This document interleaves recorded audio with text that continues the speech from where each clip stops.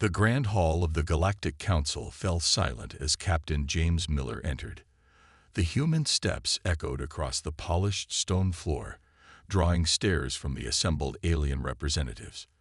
Most wore expressions of dismissal or mild curiosity. A few showed open contempt. Miller kept his face neutral despite the tension making his shoulders tight. The emergency meeting had been called with barely 12 hours' notice, and he'd been the only human diplomat close enough to attend. Bad timing or deliberate exclusion, either way, humanity's voice would be heard. High Counselor Drek, a towering figure with iridescent scales and 6 eyes, looked down from the central podium. The human delegation arrives at last, he announced, his translator giving his words a cold edge. Now we may proceed. The circular screens floating above the chamber flashed with images of devastation. Colonies reduced to ash, defensive outposts shattered, civilian transports drifting as derelict hulks. The Vex Dominion's latest attack pattern scrolled beneath each image, a brutal march of conquest through 3 neutral systems in just 8 days. The Vex advance continues unabated, General Tark of the Tory Federation growled. His species was known across the galaxy as fearsome warriors, their gray-ridged bodies built for combat. Their numbers have tripled since our last encounter. Miller studied the tactical displays, noting the Vex fleet formations. Something about their strategy seemed familiar, though he couldn't place it yet. The combined Tauri and Mevan fleets cannot match these numbers, Admiral Pax of the Mevan Imperium admitted, her feathered crest flattening in displeasure. A direct confrontation would mean destruction. Whispers spread through the hall. The Tauri and Mevan were the military backbone of the Council, their warrior cultures and advanced warships the first line of defense against threats. If they were backing down, perhaps, began Counselor Vryn, a small delegate with translucent skin that rippled with emotion, we should consider a diplomatic solution. General Tark slammed his fist down. Diplomacy failed 6 months ago. The Vex understand only strength and honor in battle, which none here seem willing to provide. Another voice cut in. The speaker, a insectoid Zell commander, clicked his mandibles in derision. The chamber erupted in argument, dozens of species talking over each other. Miller watched as accusations of cowardice flew between the military leaders. The Tauri and Mevan, despite their fearsome reputations, were refusing to engage against superior numbers. A logical choice, but one that wounded their pride. Finally, General Tark's voice boomed above the chaos. If traditional warriors will not lead, perhaps we should ask our less conventional allies. His 4 eyes fixed directly on Miller. The humans have always preferred to avoid direct conflict. Maybe their cautious approach might succeed where courage cannot. The laughter that followed stung, but Miller kept his expression blank. The Council viewed humans as weak, as cowards who relied on tricks and technology rather than standing firm in battle. It was an old prejudice, one that ignored Earth's long and bloody history of warfare. Yes, Admiral Pax joined in, her voice dripping with sarcasm. Let the humans show us how to run away most effectively. Miller rose slowly to his feet. The laughter died as he approached the central display, accessing the controls without permission. The images shifted to a new tactical overlay as he worked. Humanity will take point against the Vex Dominion, he stated, his voice firm and clear across the suddenly silent chamber. Shock replaced mockery on the faces around him. Even High Counselor Drek blinked all 6 eyes in surprise. You cannot be serious, General Tark finally said. Your species lacks both the numbers and the stomach for real war. Miller allowed himself a small, cold smile. You've mistaken caution for cowardice, General. A common error when judging humans. He expanded the tactical display, highlighting the Vex fleet movements. We'll show you the difference soon enough. Commander Alex Reed stood at the viewport of the human battleship Defiant, watching alien vessels arrive for what might be their last coordinated defense. his weathered face reflected in the reinforced glass as he studied the elegant Mivan cruisers with their sleek avian designs and the blocky, heavily armored Tauri dreadnoughts. "Still can't believe they showed up," muttered Lieutenant Tom Parker beside him. Reed nodded. "They came to watch us fail." 3 days had passed since Captain Miller's bold declaration at the council. 3 days of frantic preparation, of pulling together whatever human ships were available in this sector. The fleet wasn't large, just 7 battleships and their support vessels. But it was all that stood between the Vex Dominion and the populated worlds beyond. "Commander Reed," a voice interrupted his thoughts. "The alien liaison officers have arrived." Reed turned to face a Tory officer, nearly 7 feet tall with gray, ridged skin and 4 yellow eyes that regarded him with barely disguised contempt. Beside the Tory stood a Mevan representative, her feathered crest raised in what Reed recognized as a display of dominance. "I am Sub-Commander Grawl," the Tory announced. "We are here to observe your tactics, to learn from them." "Surely," Reed replied with a politeness that didn't reach his eyes. Grawl made a sound like stones grinding together, a Tory laugh. "Your species has a fascinating reputation, Commander. Throughout your short time among the stars, you've avoided every direct conflict possible. You negotiate when others would fight. You retreat when challenged." The Mivan officer tilted her head. "My people have a saying: watch where the humans run, for they lead to safety while braver souls find glory." Instead of responding to the insult, Reed gestured for them to follow him to the tactical room. "Your species evolved as apex predators," he said conversationally as they walked. "Natural hunters with built-in weapons and instincts for direct combat. As did most spacefaring races," the Mevan replied proudly. "The stars belong to the strong." Reed entered the tactical room where a 3-dimensional map of the coming battleground glowed. "Humans didn't. We were prey animals first, then persistence hunters. We survived by outlasting our enemies, by thinking differently, by using the environment against stronger opponents." The alien officers exchanged looks of confusion as Reed activated the battle simulations. The display showed small human ships darting between asteroids, using debris fields for cover, laying mines and traps rather than forming battle lines. "This isn't warfare," Grawl protested. "Where is the honor in hiding? In striking from shadows?" Reed smiled thinly. "Honor is a luxury of the apex predator, Sub-Commander. Those who evolved with overwhelming strength can afford to announce their presence and still win. Humans learned different lessons." He brought up historical images from Earth: ancient hunters wearing animal skins to disguise their scent, medieval armies setting deadly traps, modern soldiers in camouflage. "Your people call us cowards because we don't fight the way you do. We analyze, we plan, we use every advantage." Reed highlighted a section of the tactical display. "The Vex expect a traditional defense, ships arranged in formation, ready to exchange fire. They don't expect this."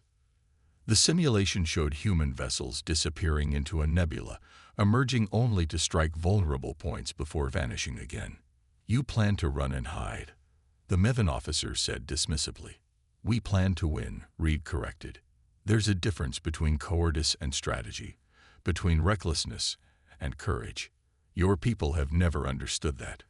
A signal chimed, and all eyes turned to the main display. The Vex fleet had been detected entering the system's outer boundary, hundreds of warships moving in tight, disciplined formation.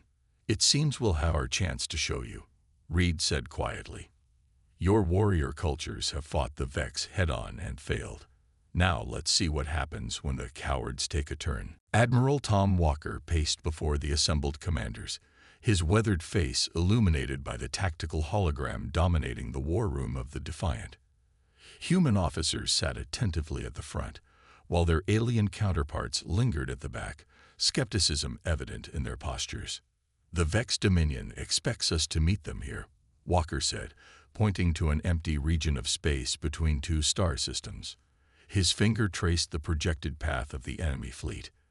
"They anticipate a standard defensive line, shields forward, heavy weapons primed. The kind of honorable last stand your species' favor. General Cragg of the Tory snorted. Because it is how wars are won. Walker continued as if he hadn't heard. Instead, we're going to introduce them to an ancient human military concept, the fighting retreat.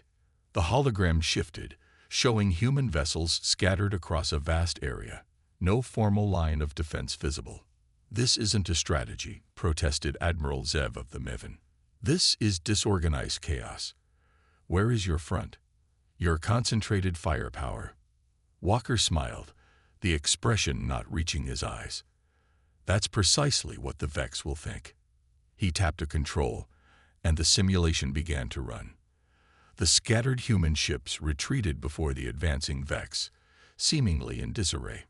First, we make them chase us, Walker explained as the red dots representing Vex ships pursued the green human vessels. Their commander will see this as confirmation of human cowardice. They'll press the advantage, eager for an easy victory. The simulation continued. As the Vex fleet stretched out in pursuit, small clusters of human ships suddenly changed course, striking at the flanks of the enemy formation before disappearing again. Hit and run, Walker said. We bleed them slowly. No decisive engagements, no glorious battles, just steady, relentless attrition. The alien commanders watched with mounting discomfort as the simulation showed Vex ships gradually reduced in number while the human fleet, though taking losses, maintained its cohesion through apparent disorder. This isn't warfare, General Cragg growled. It's effective, finished Commander Reed, speaking for the first time. Humans fought this way for centuries on Earth. The weak against the strong, the few against the many. Walker nodded.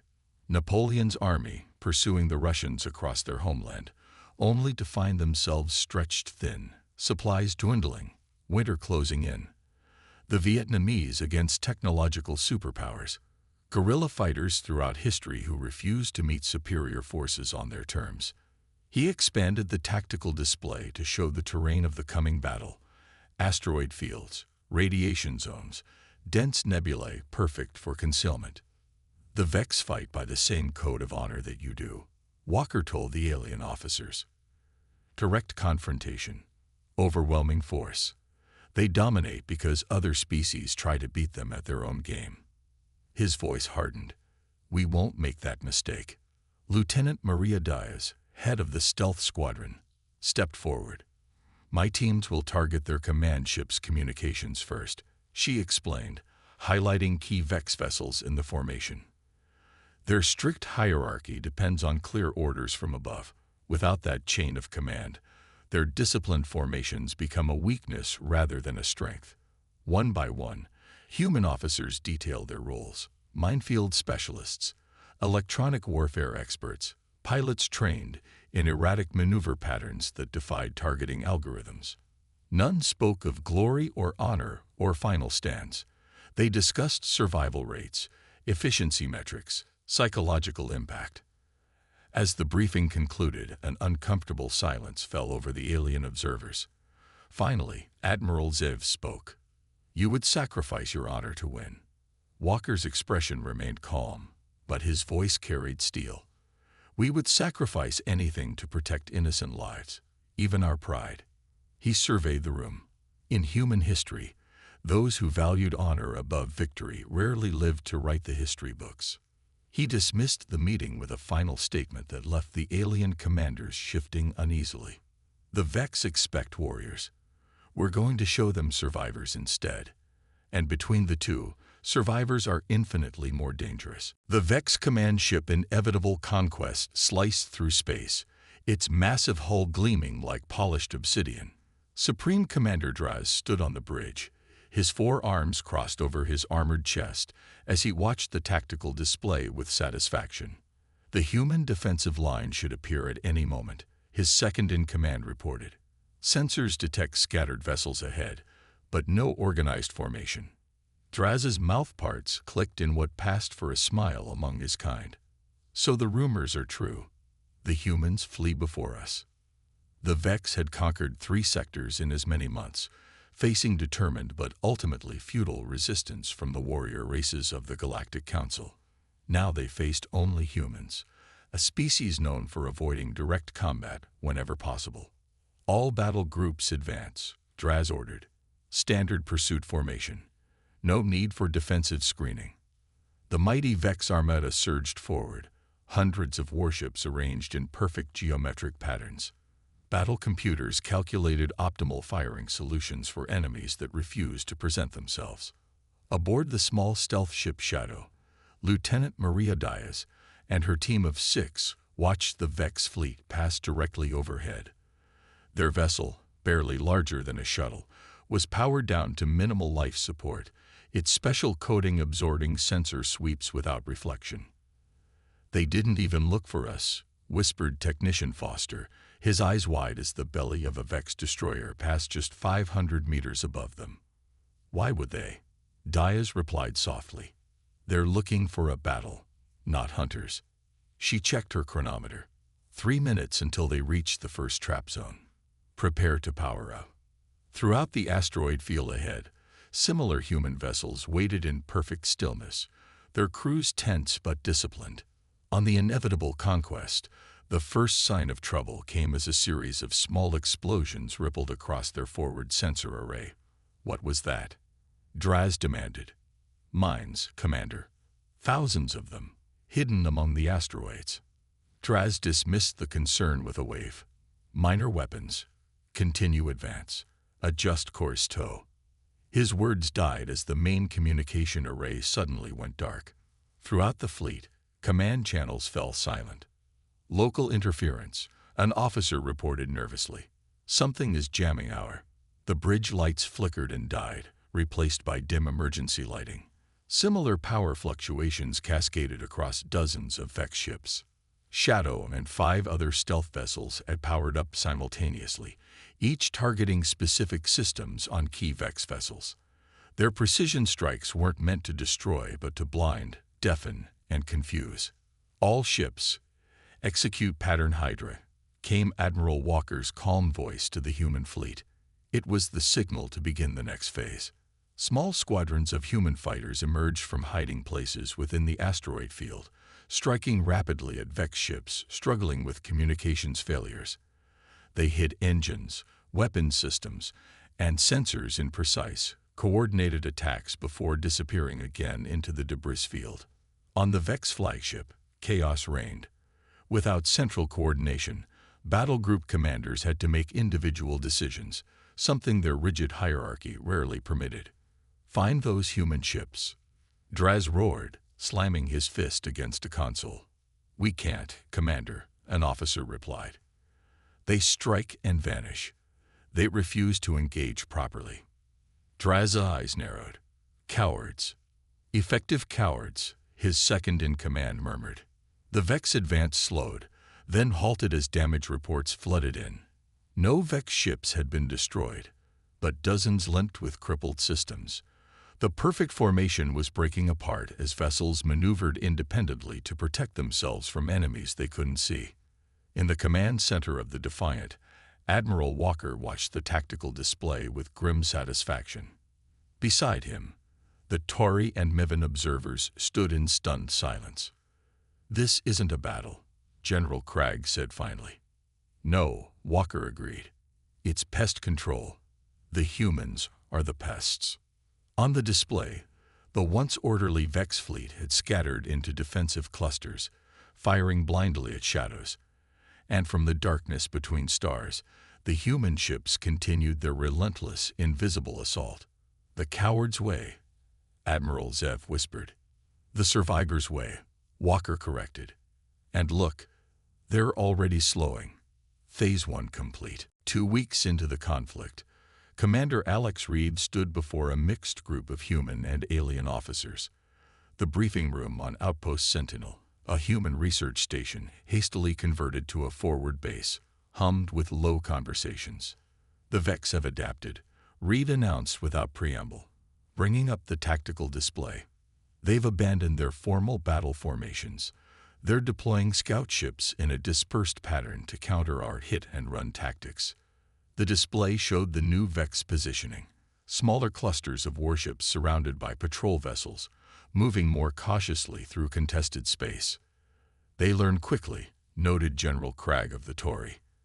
The massive alien's tone had changed from dismissive to thoughtful. Your harassing attacks are becoming less effective. Reed nodded, which is why we're moving to Phase 2. He highlighted a blinking red dot on the map. Outpost Sentinel itself. This position. The room fell silent as understanding dawned on the assembled officers. You would sacrifice your own base? Admiral Zev of the Mevon asked, her feathered crest rippling in surprise. This station holds no strategic value beyond what the enemy believes it holds, Reed explained. We've spent the past week making it look far more important than it is. Increased communications traffic, supply ships coming and going, fake defense systems powering up. Lieutenant Diaz stepped forward. My stealth teams allowed themselves to be briefly detected near the outpost 3 times in the past 4 days. The Vex think we're protecting something valuable here. Reed continued. Intelligence suggests they're planning a major push to take this station. When they commit their forces, he expanded the tactical display to show the surrounding region, where dozens of small markers indicated hidden human vessels. We spring the trap. A Tory officer named Bractic, who had been increasingly interested in human tactics, leaned forward. You're creating a false target to lure them into a killing zone. Exactly. Reed nodded approvingly at the alien. The station will be evacuated except for a skeleton crew to maintain the deception until the last possible moment. Who will command this skeleton crew? Asked a Mevon captain. Reed's expression remained neutral. I will. Murmurs spread through the room. The alien officers exchanged glances, some confused, others showing newfound respect. That is considerable risk, General Cragg said slowly. For the commander of your forces to place himself as bait. Calculated risk, Reed corrected. And necessary. The Vex must believe this is our command center. They need to commit fully to the attack. He detailed the evacuation schedule and the precise timing of the counterattack. As the briefing concluded, something unprecedented happened. General Cragg approached Reed directly. Commander, the Tory said, his voice low. My battle group would like to participate in your ambush. Reed raised an eyebrow. I thought our tactics lacked honor. They lack glory, Cragg corrected, but they do not lack effectiveness. The massive alien seemed to struggle with his next words. The Tory have lost 3 homeworlds to the Vex. We have charged their lines and died by the thousands. Honor has not saved our civilians. Similar requests came from other alien commanders, each setting aside their cultural disdain to adopt human methods. 3 days later, Supreme Commander Draz of the Vex looked upon Outpost Sentinel with satisfaction. His fleet had surrounded the human station, cutting off all escape routes. Their cowardly tactics end today, he told his officers. We have them cornered at last. As Vex warships closed in, Reed sat alone in the station's control room, monitoring the approaching enemy. The last evacuation shuttle had departed an hour earlier. Vex fleet in optimal position, came Admiral Walker's voice over the secure channel. All ambush teams report ready. Reed allowed himself a small smile. Execute Operation Trojan. As he spoke the code word, the station's reactor began its controlled overload sequence. Reed headed for his escape pod, knowing he had less than 10 minutes before detonation. Outside, the hidden human fleet, now bolstered by Tari and Mivin ships that had adopted their stealth tactics, prepared to spring the trap that would change the course of the war. The explosion of Outpost Sentinel lit up space like a newborn star. Vex ships caught in the blast radius tumbled helplessly, their shields overloaded by the unexpected detonation. In that moment of chaos, the hidden Allied fleet struck from all directions at once. Captain Miller watched from the bridge of the Aurora as human, Tory, and Mivin vessels emerged from hiding places within the debris field and behind nearby moons. Their coordinated attack targeted the confused Vex forces with devastating precision. Commander Reed's escape pod has been recovered, reported his communications officer.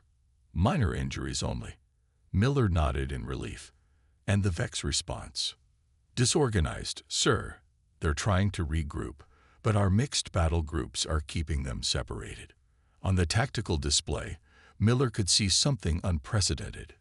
Tauri warships using human stealth tactics, darting in for quick strikes, rather than engaging in their traditional head-on charges.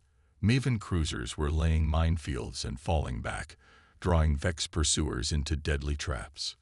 They're actually doing it, Lieutenant Parker remarked beside him. They're fighting like humans.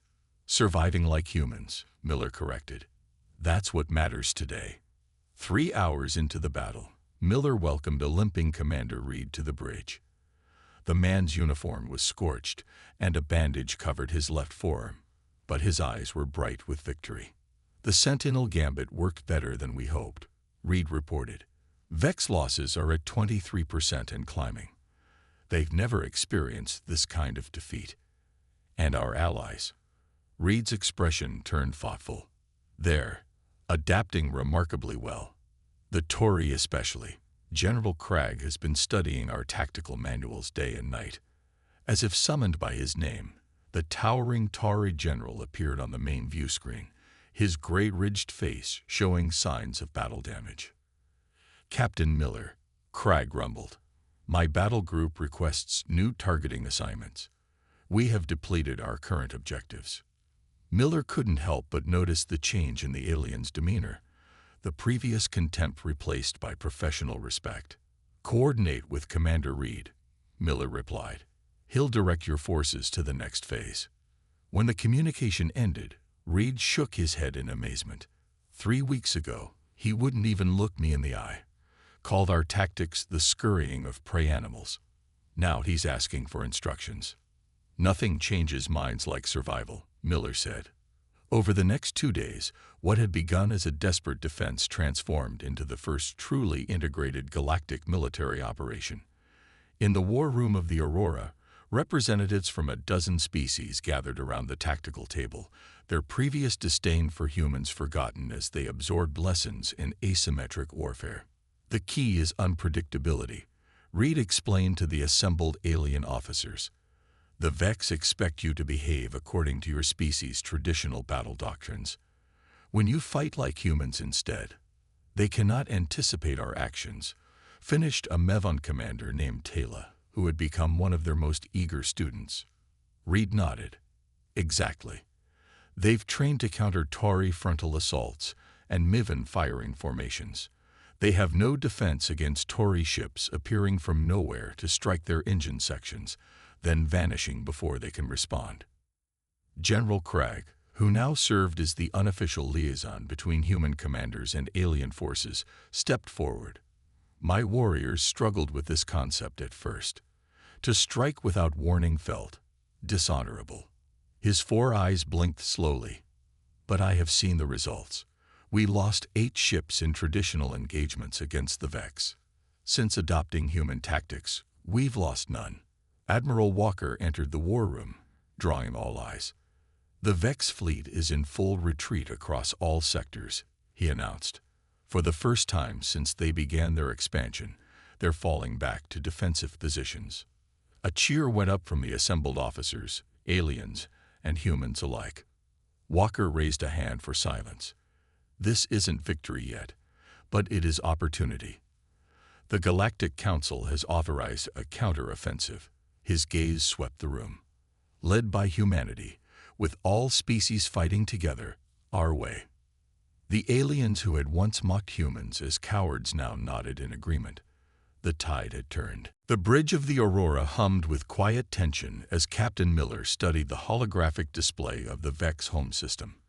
After months of calculated retreats, precision strikes, and gradually pushing the enemy back, the Allied fleet had arrived at the Vex doorstep. Their central defense platforms are fully operational, Commander Reed reported, pointing to the massive orbital stations protecting the Vex homeworld. Direct assault would cost us half our ships, at minimum. Miller nodded. Then we don't assault directly. The War Council gathered around the tactical table, included representatives from 7 species. General Cragg of the Tory stood at Miller's right hand, while Admiral Zev of the Mivon flanked his left, once skeptics, now his most trusted lieutenants. The Vex Supreme Commander has sent a transmission, Lieutenant Parker announced. He's demanding we meet their main battle fleet in open combat. Says it's time we fight with honor instead of, his words, skulking like vermin. A few months ago, such an insult might have provoked outrage from the warrior races. Now, Cragg merely gave a rumbling chuckle. He still doesn't understand, the Tory general said. After all this time, Miller turned to the assembled commanders. The Vex expect us to either retreat or engage them head-on. We will do neither. He expanded the tactical display to show the elaborate supply chain that kept the Vex military functioning. We target these instead. The plan came together quickly. While the main Vex fleet waited for a glorious battle that would never come, smaller Allied strike teams slipped through the system's outer defenses. They hit fuel depots, ammunition stores, communications relays, the unglamorous infrastructure of war. From the command deck of his flagship, Vex Supreme Commander Draz watched in growing fury as his support systems failed one by one. "Find these cowards," he roared. "Force them to face us." But the Allied forces refused to be drawn into the killing ground the Vex had prepared. Instead, they continued their methodical dismantling of the enemy's ability to wage war. On the 6th day, with their supply lines in ruins and their communication network shattered, the mighty Vex fleet found itself unable to maintain basic operations. Fuel reserves dwindled. Weapons systems powered down to conserve energy. "We have them," Admiral Walker told Miller over a secure channel. "The Vex fleet is effectively neutralized without firing a single shot at their main battle group." Miller nodded grimly. "Send the message." Throughout the Vex command ships, screens flickered to life with Captain Miller's face. His expression was not triumphant but solemn. "This is Captain James Miller of the human diplomatic vessel Aurora, speaking on behalf of the Galactic Alliance. Your military capability has been reduced to 20% effectiveness. Your supply lines are cut. We can continue this campaign until nothing remains of your forces." He paused. "Or we can end this today." In his command center, Draz raged at the human's image. "You didn't defeat us in battle. You never faced us directly." "No," Miller agreed calmly. "We didn't. And yet, here we are." His eyes hardened. "The terms are simple. Withdraw from all conquered territories. Return to your original borders. Sign the non-aggression treaty proposed by the Galactic Council." 3 hours later, the Vex Supreme Command surrendered. 1 week after the victory, the Galactic Council convened a special session. Captain Miller stood before the assembled representatives, acutely aware of how much had changed since he first entered this chamber. High Counselor Drek addressed the gathering. For their unprecedented strategy and leadership in defeating the Vex threat, humanity is hereby recognized with the Council's highest honor. He turned to Miller. "Your species was once dismissed as cowards. Now we understand that what we mistook for cowardice was in fact wisdom." Miller stepped forward to accept the ceremonial medallion. "On behalf of humanity, I thank you. But I must correct a misconception." He looked around the chamber, meeting the eyes of allies who had fought alongside him. "Courage isn't about standing your ground when it means certain death. True courage is doing whatever is necessary to protect life, even if it means being called a coward." He held up the medallion. "This victory doesn't belong to humans alone. It belongs to every species that set aside pride and tradition to find a better way, not through glorious last stands, but through adaptation and survival." As applause filled the chamber, Miller knew that the galaxy had forever changed. The warrior races had learned from the cowards, and together they had found something stronger than honor. They had found peace.